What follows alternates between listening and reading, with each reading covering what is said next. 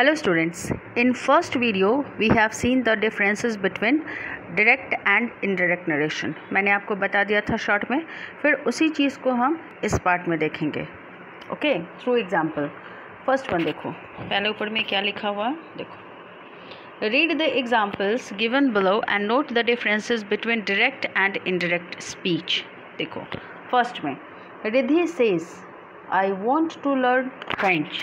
इसमें आप क्या देख रहे हो, इनफैक्ट ये डायरेक्ट नरेशन है और इसमें 2 पार्ट्स हैं. ये जो पार्ट्स जो इन्वर्टेड कॉमास के बाहर है, the part of sentence outside the inverted commas is called clause. इसको क्लॉज बोलते हैं. And which clause it is said reporting clause. इसको रिपोर्टिंग क्लॉज बोलते हैं. क्यों रिपोर्टिंग क्लॉज इसलिए बोलते हैं कि ये रिपोर्ट कर रहा है, ये बताने का काम कर रहा है. और जो पार्ट सेंटेंस का पार्ट है इन्वर्टेड कॉमास के अंदर, this one is called reported speech.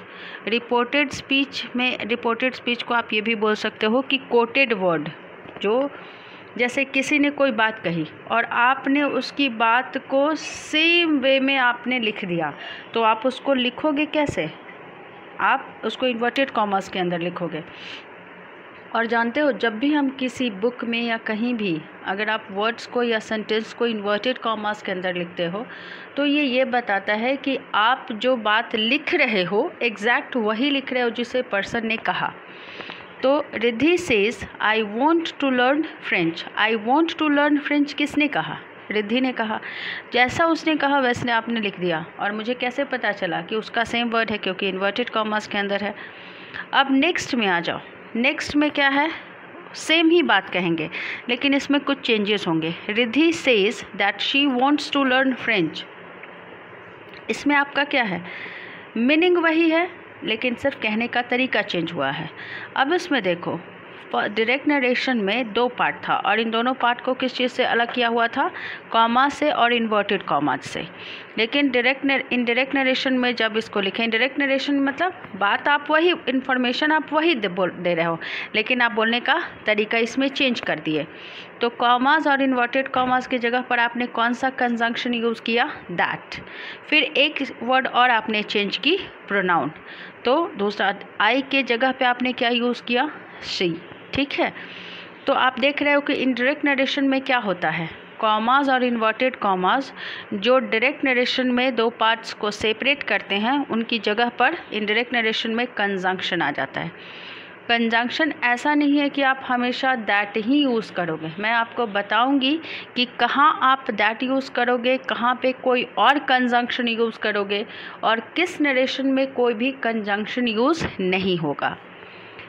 Next example देखो. Ankit said to Riya I will go to Malaysia next week. आपका ये डायरेक्ट हुआ.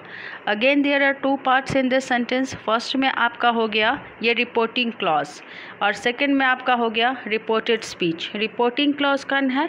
इन्वर्टेड कॉमास के बाहर, और रिपोर्टेड स्पीच जो इन्वर्टेड कॉमास से इनक्लोज्ड है. दोनों को सेपरेट किससे किया जा रहा है? कॉमास और इन्वर्टेड कॉमास से.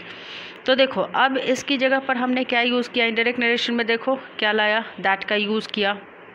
आई के जगह पर ही हो गया और विल के जगह पर यहाँ पे वुड हुआ. ठीक है. अब एक पार्ट इसमें देखो, ये आपका टेंस यहाँ पे चेंज हो रहा है. विल प्रेजेंट है जबकि वुड क्या चीज़ है? पास्ट है. मीन्स फ्यूचर में प्रेजेंट है. तो देखो स्टूडेंट्स, जब आप डायरेक्ट नरेशन को इनडायरेक्ट में चेंज करते हो तो कुछ चीज़ें होती हैं जो आपको चेंज करनी होती हैं. जैसे आपका प्रोनाउन चेंज होगा. प्रोनाउन चेंज होगा. कैसे चेंज होगा, किस हिसाब से चेंज होगा, मैं आपको एक एक करके बताऊंगी. पहले मैं आपको ये बता दे रही हूँ कि क्या क्या चेंजेस होते हैं. फिर टेंस चेंज होता है, उसका भी कंडीशन है कि कब चेंज होगा. ओके. लेकिन मैं एक चीज़ आपको बता दूँ, प्रोनाउन आपका हर जगह आप चेंज करोगे. ठीक है. चाहे वो आपका ये रिपोर्टिंग वर्ब प्रेजेंट में हो या पास्ट फॉर्म में हो, आप प्रोनाउन हर जगह चेंज करोगे. ओके. पहले इसको समझ लो, इसको देख लो. कम समय का वीडियो है, उसके बाद नेक्स्ट वीडियो में अपलोड करूँगी. ओके. थैंक्स.